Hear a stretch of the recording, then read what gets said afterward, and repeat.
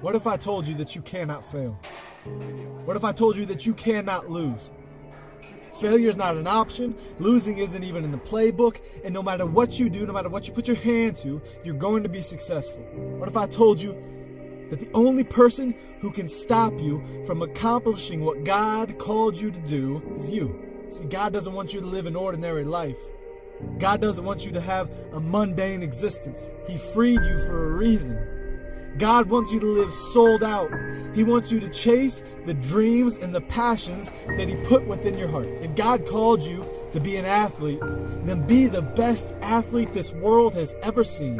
Live sold out. Do it with excellence for God's glory. And know that if He called you to do something, you cannot fail. You will accomplish it because He called you to do it. He gave you that passion and those desires for a reason. I met this guy one time, right?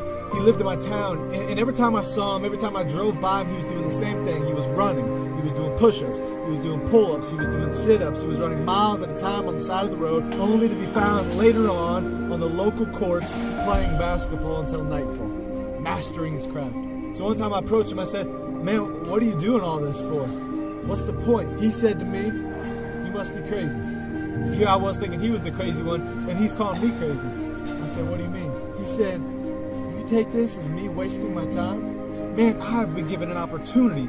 I have been given life, and life abundantly. I want to live a life that's sold out." You see, God has a plan for everyone's life, and His plan for my life is that I be an athlete, and that everything I do while I'm an athlete brings glory to the God who gave me the talents that He gave me. I don't want to waste my time. I don't want to squander the things that God's given me. I want to live sold out. I want to run. And I want to accomplish what He set before me for His glory. Not mine, not my own strength, but by His glory and His glory alone. I said, "Really? That's a pretty big goal to make a living as an athlete." He said, "Yeah, you're probably right. But when God calls you to do something, no man can stop you from doing it. It's God's will for my life. He made it clear to me. Therefore, I cannot fail."